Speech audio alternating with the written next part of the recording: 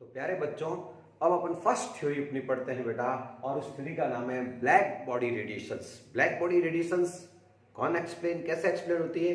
वो लाइट के particle nature को शो करती है बेटा। होती क्या ब्लैक बॉडी? ब्लैक बॉडी वो चीज होती है दुनिया की, ब्लैक मतलब वो काली हो जरूरी नहीं है, हाँ, पर काली को अपन समझ सकते हैं कि घर में अपने जैसे गर्म तवा है, अपने खाना बनाते हैं वो तवा है ना ब्लैक कलर का, उसको बहुत ज्यादा गर्म करो, आयरन का टुकड़ा है, बहुत ज्यादा गर्म करोगे तो पहले देखो रेड दिखता है, फिर वो अपने कलर चेंज करता है, येलो करता है, फिर व्हाइट दिखने लग जाता है। तो बहुत ज्यादा हीटिंग से जो कंटिन्यूसली पूरी की पूरी एनर्जी को एब्जॉर्ब कर लेता है और या फिर पूरी पूरी एनर्जी को इमिट कर सकता है, उसको दुनिया में ब्लैक बॉडी बोलते हैं। तो ये जो है ब्लैक बॉडी, और वो पार्टिकल की फॉर्म में एनर्जी को जो है बेटा इमिट भी करता है, एब्जॉर्ब भी करता है, तो उसको बोलता है ब्लैक बॉडी। तो ब्लैक बॉडी की डेफिनेशन आपको नोट करनी बेटा। What is the black body? तो बहुत सिंपल से नोट करें। If the substance being heated, किसी सब्सटेंस को गर्म किया जाए, is a black body. Black body हो सकता है प्यारे बच्चों विच इज परफेक्ट एब्जॉर्बर, जो क्या करता है कि एब्जॉर्ब भी कर सकता है किसी एनर्जी को, एंड परफेक्ट रेडिएटर, वो इमिट भी कर सकता है। रेडिएशन मतलब रेडिएशन लूज करता है, इमिट करता है ऑफ द एनर्जी, एनर्जी को पूरी पूरी लेना या फिर पूरी पूरी देना। The radiations emitted is called black body radiation.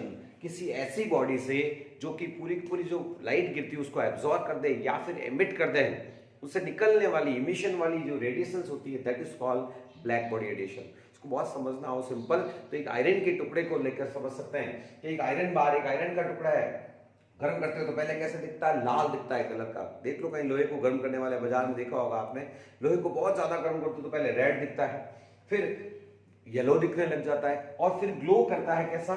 White, glow with the white, glow सफेद सफेद दिखने लग जाता है, और लास्ट में ब्लू लाइट इमिट करता है बच्चों। तो इस तरह से जो कलर चेंजेस है ये इंडिकेट करते हैं कि एनर्जी या जो लाइट है वो पार्टिकल की फॉर्म में निकलती है, और इसको बहुत ही शानदार तरीके से एक्सप्लेन करने वाले साइंटिस्ट थे मैक्स प्लांक।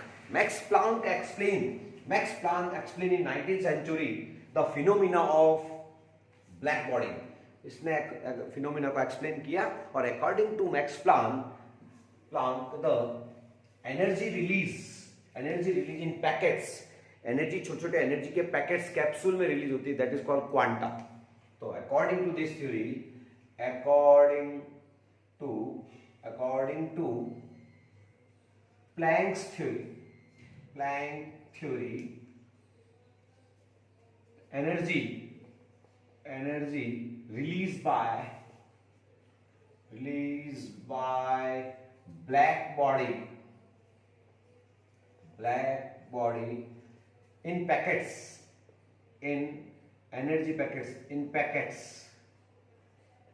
छोटे छोटे एनर्जी के पैकेट्स निकले, कॉल्ड क्वांटम बोलते हैं बेटा, QUANTUM, क्वांटम, और it is also called photon, PHOTON। तो आपसे पूछेंगे व्हाट इज द फोटोन? ये एनर्जी का एक छोटा सा पैकेट होता है, एनर्जी का एक पार्टिकल होता है बेटा, और उस पार्टिकल की एनर्जी क्या होती है वो नोट करनी है बेटा। The energy of particle is the energy of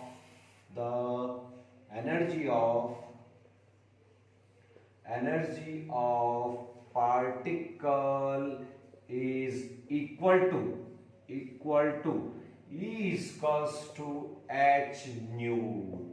क्या कहता है कि जो एनर्जी होती है वो फ्रीक्वेंसी की डायरेक्टली प्रोपोर्शनल होती है। एनर्जी जितनी होती है उसकी इंटेंसिटी उसकी फ्रीक्वेंसी की डायरेक्टली प्रोपोर्शनल होती है, और फ्रीक्वेंसी का अपन प्रोपोर्शनलिटी हटाते हैं तो h लगाते हैं, और उसी के नाम से कांस्टेंट रखा, उसका नाम है प्लैंक कांस्टेंट। h क्या है? What is h?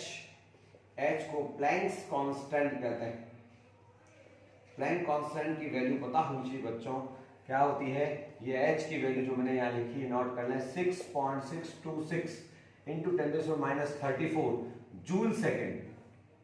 तो ये प्लैंक कांस्टेंट की वैल्यू भी याद रखनी है। और एनर्जी ऑफ पार्टिकल्स कितनी होती है? बहुत सिंपल सी एक लाइन की थ्योरी है, और वो होती है E equals to h nu. What is the nu? E energy हो गया, h क्या बेटा? प्लैंक कांस्टेंट, और न्यू क्या है? आप पढ़ चुके हो न्यू, अगर पढ़ा चुका हूं फ्रीक्वेंसी।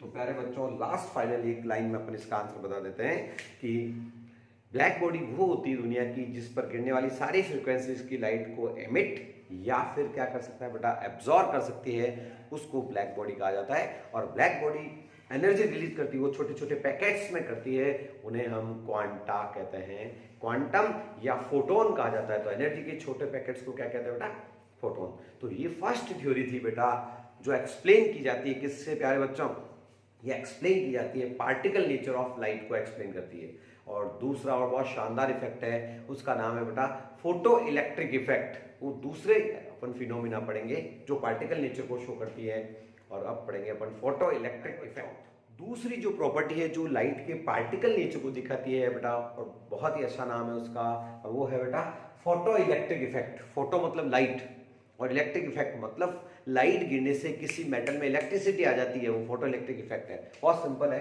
क्या है कि एक मेटल सरफेस लेता हूं, देखना एक मेटल का पीस ऑफ मेटल है, मेटल का टुकड़ा है ये मेटल, मेटल पे एक लाइट आ रही है, इंसिडेंटल लाइट जो कि इस पे अटैक कर रही है लाइट, और यहाँ मान लीजिए मेटल हमेशा क्या करते हैं, इलेक्ट्रॉन लूज करते हैं। तो यहाँ इलेक्ट्रॉन यहाँ बंधे हुए, इसके पास इलेक्ट्रॉन पड़े हैं खूब सारे, मेटल के पास इलेक्ट्रॉन यहाँ पे पड़े हैं, ठीक है ना। तो जो ही लाइट गिरती है, लाइट गिरते ही इलेक्ट्रॉन्स यहाँ से निकल जाते हैं, इलेक्ट्रॉन का इजेक्शन हो जाता है बाहर। कौन जा रहा है बेटा, इलेक्ट्रॉन। तो किसी मेटल सरफेस पर जब लाइट गिरती है तो इलेक्ट्रॉन का बाहर निकलना क्या कहलाता है केमिस्ट्री में, फोटो इलेक्ट्रिक इफेक्ट। ये फिजिक्स में भी आएगा आपके। तो लाइट गिरने से, अब मान लीजिए लाइट की जो फ्रीक्वेंसी है वो है न्यू, न्यू अपन फ्रीक्वेंसी फिक्स फ्रीक्वेंसी बना, और ये न्यू, ठीक है ना। और यहाँ पर इसको इलेक्ट्रॉन जो बंधे हुए इनको छुड़ाने के लिए कुछ एनर्जी खर्च होगी, किसी आपको बांध दूं तो आपको वहां से हटाने के लिए कुछ एनर्जी खर्च होगी। तो एक मिनिमम एनर्जी की रिक्वायरमेंट होती है इलेक्ट्रॉन छुड़ाने के लिए, वो आपके क्या हो जाती है, उसको छुड़ाने में खर्च हो जाती है, उसको कहते हैं म्यू नॉट। इसका नाम होता है थ्रेशोल्ड फ्रीक्वेंसी, वो हम आगे बात करेंगे अभी। तो बच्चों सिंपल बात सीखिए कि किसी मेटल पर लाइट गिरने से इलेक्ट्रॉन का बाहर निकल जाना केमिस्ट्री में क्या कहलाता है बेटा, फोटो इलेक्ट्रिक इफेक्ट। डेफिनेशन क्या है, ये डेफिनेशन नोट करेंगे जो एग्जाम में लिख के कहानी होती है।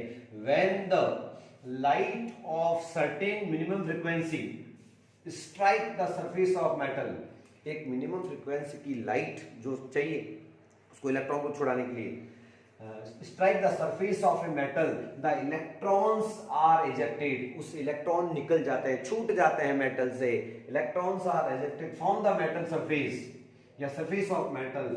This phenomena is called photoelectric effect. When the light of certain minimum frequency fall down on the metal surface, electrons are ejected, known as photoelectric effect. तो प्यारे बच्चों ये है मेटल का है, उसके ऊपर लाइट आ रही है और यहाँ से इलेक्ट्रॉन बाहर निकल रहे हैं, इस घटना को दुनिया में क्या कहते हैं, फोटो इलेक्ट्रिक इफेक्ट। लाइट के कारण इलेक्ट्रॉन का बाहर निकलना, और इस प्रोसेस पे ही बेस्ड होते हैं फोटो इलेक्ट्रिक सेल, जो सोलर पैनल होता है, सोलर सेल होते हैं, जहाँ गर्मी पड़ती है तो उस पर फ्रिक्वेंसी की लाइट गिरती है और वहां से इलेक्ट्रॉन निकलने लग जाते हैं, उसको कहते हैं फोटो इलेक्ट्रिक इफेक्ट। तो प्यारे बच्चों मान लीजिए वो लाइट आ रही है, उसकी फ्रिक्वेंसी क्या हो, फ्रिक्वेंसी तो है न्यू, और अपन ने बताया पार्टिकल की एनर्जी क्या होती है, एच न्यू, और उसको एक मिनिमम एनर्जी जो इलेक्ट्रॉन बंधे हुए हैं उसको छुड़ाने के लिए एक मिनिमम एनर्जी चाहिए, उसका नाम है थ्रेशोल्ड फ्रीक्वेंसी। तो वो मान लीजिए हो न्यू नॉट, है ना बेटा, न्यू नॉट, और ये कांस्टेंट है, प्लैंक कांस्टेंट, ठीक है बेटा, और ये हो गई और ये हो जाएगी बेटा। इसमें से अपन क्या करें, और ये किसके इक्वल होती है, काइनेटिक एनर्जी के बराबर, इलेक्ट्रॉन जा रहे हैं, गति कर रहे हैं ना, काइनेटिक एनर्जी के ही, काइनेटिक एनर्जी पर। यूं करें कि अपने पास ये तो लाइट आ रही है, अब ये अपन को चाहिए तो इसको इधर ट्रांसफर कर दो, ये इधर निकाल लेते हैं, तो आपकी एनर्जी आ जाएगी h naught minus h nu naught is equals to kinetic energy. तो काइनेटिक एनर्जी क्या होती है, हाफ एम वी स्क्वायर होती है बेटा, ये half m v square. Kinetic energy को या तो फिर पूरा लिखो काइनेटिक एनर्जी यहाँ, और काइनेटिक एनर्जी की वैल्यू हाफ एम स्क्वायर। तो ये फोटो इलेक्ट्रिक इफेक्ट की इक्वेशन है, पर इसमें न्यू नॉट क्या है, मिनिमम फ्रीक्वेंसी, न्यू नॉट क्या होती है थ्रेशोल्ड फ्रीक्वेंसी। तो इसकी डेफिनेशन अपन को लिखनी है कि थ्रेशोल्ड फ्रीक्वेंसी क्या है। प्यारे बच्चों थ्रेशोल्ड फ्रीक्वेंसी क्या होती है, वो मिनिमम फ्रीक्वेंसी चाहिए जो इलेक्ट्रॉन को छुड़ाने में काम आती है बेटा। तो इसको डेफिनेशन डिफाइन करना है बेटा, द थ्रेशोल्ड फ्रीक्वेंसी, या उसको कहते हैं वर्ग फंक्शन। वर्ग कब होगा कि जब इलेक्ट्रॉन वहां से छूटेंगे तो इसका दूसरा नाम है वर्क फंक्शन, कहो W0 या फिर न्यू नॉट, नॉट बोलते हैं W0 या फिर न्यू नॉट। ओके, तो होती क्या है, द मिनिमम एनर्जी लिखेंगे आप, the minimum energy required to eject the electron from metal surface. एक मिनिमम रिक्वायरमेंट ऑफ एनर्जी कह सकते हैं which is required to eject electron from the metal surface called threshold frequency और work function। इसको work function बोलते हैं बेटा, किससे दिखाते हैं, W0 से। तो प्यारे बच्चों, इस पे न्यूमेरिकल सॉल्व करने तो फॉर्मूला क्या होगा कि मान लीजिए बेटा कि जो सन से लाइट आ रही है, जो भी लाइट इस पे मेटल पे गिर रही है उसकी फ्रीक्वेंसी क्या हो, न्यू। ओके, मिनिमम फ्रीक्वेंसी, और अकॉर्डिंग टू प्लैंक्स थ्योरी उसका वैल्यू क्या होती है, एच न्यू। क्या होती है बेटा, न्यू है, लेकिन H belong energy of the photon. अभी प्लैंक्स थ्योरी पढ़ी है अपन ने, उसमें पढ़ा है कि एनर्जी ऑफ पार्टिकल या फोटोन जिसको अपन क्वांटम बोलते हैं, उसकी एनर्जी किसके बराबर होती है, इक्वल टू एच न्यू। तो जो लाइट आ रही है उसकी फ्रीक्वेंसी तो होगी एच न्यू। अब आपको एक मिनिमम फ्रीक्वेंसी चाहिए, उसको बोलते हैं न्यू नॉट, तो वो हो जाएगी एच न्यू नॉट। जो आ रही है वो जो खर्च हो जाएगी इलेक्ट्रॉन को छुड़ाने में, उसको कहते हैं एच न्यू नॉट। तो ये किसके इक्वल हो जाएगी, जिसको वर्क फंक्शन बोलते हैं बेटा, ठीक है ना भाई। ये तो आ रही थी, ये कुछ खर्च हो गई, जो बची भी होगी वो कि सारी की सारी इलेक्ट्रॉन को धक्का देने में चली जाएगी, that is called kinetic energy of electron. वो किसके इक्वल होगी, काइनेटिक एनर्जी की। किसकी kinetic energy, kinetic energy of electron निकालनी पड़ेगी। और काइनेटिक एनर्जी का फॉर्मूला 10th में भी आया था आपके, वो होता है हाफ mv²। किसके बराबर होता है, तो फॉर्मूला बहुत इंपॉर्टेंट हो गया, h nu minus h nu naught equals to half mv²। ये फॉर्मूला आपके फोटो इलेक्ट्रिक इफेक्ट का है। इसमें एच प्लैंक कांस्टेंट है बेटा। व्हाट इज एच, एच अभी भी पढ़ा था, प्लैंक कांस्टेंट। और सबसे बड़ी बात बताओ तो इसके अलावा तो कोई फॉर्मूला ही नहीं है यार पूरे फोटो इलेक्ट्रिक इफेक्ट में। फिजिक्स में भी है, फिजिक्स में भी पूरा का पूरा फॉर्मूला है, इस अलावा कोई फॉर्मूला ही नहीं है। एच कॉमन ले लो ज्यादा, तो nu minus nu naught is equals to half mv²। इसी को W भी कह देते हैं। और कभी कभी एच न्यू की जगह क्या लिखा होता है, W0, है ना, वर्क फंक्शन। तो एच ब्रैकेट में लिख सकते हैं न्यू नॉट माइनस W0, ये वर्क फंक्शन है बेटा, ठीक है ना, इक्वल्स टू हाफ mv²। तो वर्क फंक्शन, वो न्यू नॉट कहो चाहे वर्क फंक्शन कहो, दोनों एक ही है। इस फॉर्मूले पर न्यूमेरिकल्स आते हैं। ये इंपॉर्टेंट फॉर्मूला है फोटो इलेक्ट्रिक इफेक्ट का। अब फोटो इलेक्ट्रिक इफेक्ट में जो जनरली मेटल्स यूज किए जाते हैं, केमिस्ट्री की एक्टिव मेटल्स है दो, सीजियम और रुबिडियम। ये फोटो इलेक्ट्रिक इफेक्ट जनरली कौन शो करती है बेटा, दो मेटल नाम याद रखना, एक तो नाम है सीजियम एंड एक रुबिडियम। क्वेश्चन आता है, why the caesium and rubidium used in photo electric cell, because they are active metals and when the light fall on the body of the metal surface the electrons are ejected, known as photoelectric effect। तो प्यारे बच्चों, ये दोनों जो phenomena पड़ी है वो particle nature को बताती है कि एनर्जी पार्टिकल्स के रूप में, छोटे पैकेट्स के रूप में निकलती है, उसे हम क्वांटा कहते हैं। तो ओके, उसके बाद अपन पढ़ेंगे demerits of the Bohr orbit theory. हाँ बेटा, अब बोर मॉडल की लिमिटेशंस पढ़ते हैं बेटा, लास्ट खत्म करते हैं अपन इसमें। बोर्स मॉडल में पोस्टुलेट्स तो पढ़ी अपन ने, बोर की 4 थ्योरी अच्छी थी, उसने इलेक्ट्रॉन को ऑर्बिट में घूमते हैं, 2D मॉडल आराम से बता दिया था। लेकिन काफ़ी चीज़ें हैं जो बोर्स ने एक्सप्लेन नहीं की थी बेटा। वो क्या क्या थी कि सबसे पहले तो उसने केवल किसको समझाया, हाइड्रोजन को। और हाइड्रोजन जैसे जिनके वैलेंस इलेक्ट्रॉन में, जो वैलेंस सेल में एक इलेक्ट्रॉन होना चाहिए, तो उसने उसी को समझाया, हाइड्रोजन को समझाया। हाइड्रोजन का 1s1 कॉन्फ़िगरेशन, उसने हीलियम का He+ लिखा, तो ये भी 1s1 प्लस मतलब एक लूज कर दिया। लिथियम का लिया था अपन ने, इसका 3 होता है, लेकिन इसका कॉन्फ़िगरेशन 2+ को समझाया। 3 में से 2 चले जाएंगे तो ये भी 1s।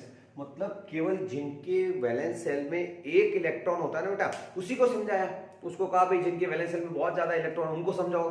तो बोर्स मॉडल नहीं समझा पाया, तो उसकी पहली कमी हो गई। और कमियों को कहते हैं लिमिटेशंस या फिर डीमेरिट्स। तो पहली डीमेरिट क्या लिखनी है, क्या नोट करनी है, Bohr model can not explain line spectrum of multi electron atoms. Hydrogen का तो लाइन स्पेक्ट्रम बताया था, वो लाइमन, बामर, पास्टन, ब्रैकेट सब बता दिया। लेकिन उसको कहा कि जिनके वैलेंस सेल में ज्यादा इलेक्ट्रॉन होते हैं, मल्टी इलेक्ट्रॉन एटम्स होते हैं, उनको एक्सप्लेन बोर्स मॉडल नहीं कर पाया था बेटा। तो जिनके वैलेंस सेल में एक से ज्यादा इलेक्ट्रॉन है, उनके लाइन स्पेक्ट्रम को यह थ्योरी नहीं बता पाई। यह पहली कमी है इसकी। तो ये क्या था, फर्स्ट डीमेरिट। सेकंड क्या है, बाय दिस थ्योरी या this model splitting of line not explain. एक लाइन बहुत समय के अंदर स्पेक्ट्रम से देखा था, हाई स्पेक्ट्रोस्कोप, स्पेक्ट्रोस्कोप क्या होता है, माइक्रोस्कोप समझ लो एक तरह से, उसे देखा तो एक बड़ी लाइन के अंदर बहुत सारी छोटी छोटी लाइनें दिखी उस मल्टी ना।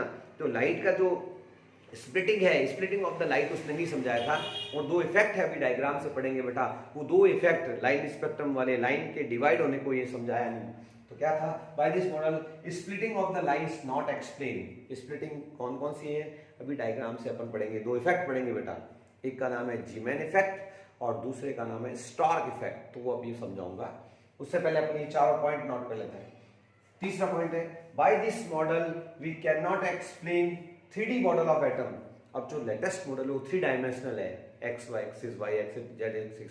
इलेक्ट्रॉन 3D में कहीं भी घूम सकते हैं, और बोर्स ने तो क्या कहा कि इलेक्ट्रॉन केवल सर्कुलेट करते हैं, एक डेफिनेट पाथ में ही घूमते हैं बेटा। तो ये कौन सी बात होगी प्यारे बच्चों, उसने 3D नया मॉडल है वो अभी इसने नहीं समझाया।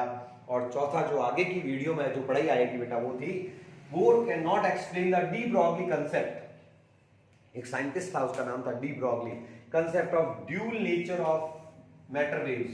मतलब मैटर जो है वो दो तरह से चलता है, जैसे कि लाइट चलती है, लाइट दो तरह से चलती है, एक तो वेव की तरह चलती है और एक पार्टिकल की तरह चलती है। उसी तरह से dual nature of matter waves भी होता है बेटा, और वो अपने नेक्स्ट वीडियो में आएगा, उसका नाम है डी ब्रॉगली कंसेप्ट। उसको इसने नहीं समझाया, तो would not explain the de Broglie concept of dual nature of matter and Heisenberg uncertainty principle। याद रखना ना, Heisenberg uncertainty principle, ये भी आगे आने वाला है। तो दो थ्योरी जो अब नेक्स्ट वीडियो में आएगी बेटा, डी ब्रॉगली कंसेप्ट और हाइजेनबर्ग कंसेप्ट को उसने नहीं समझाया। तो प्यारे बच्चों, अब अपन क्या है वो स्प्लिटिंग ऑफ पढ़ा देता हूँ। स्प्लिटिंग ऑफ लाइंस के डायग्राम से समझ में आएगा बेटा। तो दो डायग्राम आपको याद करने हैं, ये पूछे भी जाते हैं, बहुत ही आसान है बेटा, कि क्या होता है स्प्लिटिंग ऑफ लाइन। मान लीजिए एक लाइन आ रही है, जैसे अपने लाइनमन वाली लाइन है, दूर से ठीक ना, ये स्पेक्ट्रम लाइन है, यहाँ पर कोई फील्ड नहीं है, यहाँ तो यहाँ से जब वो लाइन गुजरी तो देखो एक ही लाइन है, ये एक बड़ी लाइन है बेटा, मोटी लाइन है एक, ठीक ना, हाँ, और यहाँ लिखना है नो फील्ड, कोई फील्ड नहीं है, एक ही लाइन दिख रही है। लेकिन जो ही इसको मैंने इलेक्ट्रिक फील्ड में डाला, इलेक्ट्रिक फील्ड के मैं निकली बेटा, इलेक्ट्रिक फील्ड एक्सपीरियंस किया, इलेक्ट्रिक फील्ड में डाला इसको, तो ये लाइन है बहुत सारी छोटी छोटी लाइनों में डिवाइड दिखती है बेटा। यानी किससे देखा, लाइट को देखने का स्पेक्ट्रोस्कोप होता है, एपरेटस का नाम है स्पेक्ट्रोस्कोप। तो हाई पावर स्पेक्ट्रोस्कोप से देखा, माइक्रोस्कोप ये अपने आपके माइक्रोस्कोप समझ लो आप, उससे देखा तो क्या देखा, उसके अंदर बहुत सारी लाइनें में डिवाइड हो गई। एक बड़ी लाइन जो है बहुत सारी छोटी छोटी लाइनों में डिवाइड हो जाती है, मल्टीपल लाइंस, बहुत सारी छोटी छोटी लाइनों में स्प्लिट हो जाती है। दिस इफेक्ट जब इलेक्ट्रिक फील्ड होता है तो इसका नाम है स्टार्क इफेक्ट। आपसे पूछेंगे कि स्टार्क इफेक्ट को डेफिनेशन बताइए, तो अपन लिखेंगे when a spectral line divide in so many small lines, dividing ठीक है ना, split in so many small lines known as Stark effect. कब बेटा, इलेक्ट्रिक फील्ड में। तो डेफिनेशन लिख सकते हैं, in presence of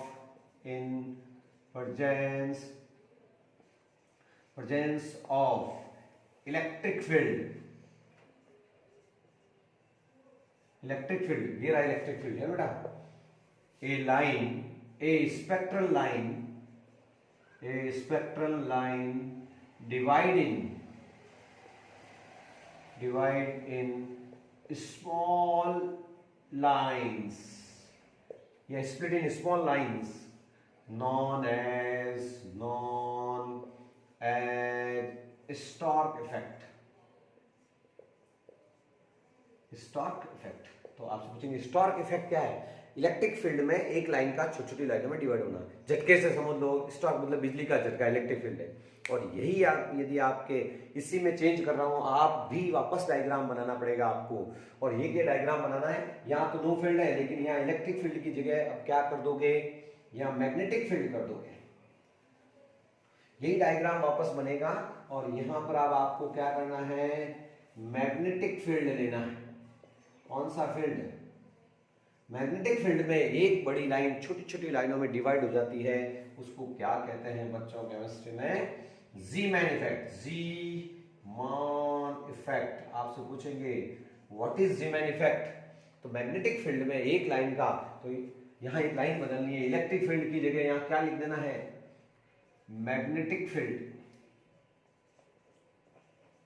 magnetic field में एक लाइन का छोटी छोटी लाइनों में डिवाइड हो जाना क्या कहलाता है केमिस्ट्री में?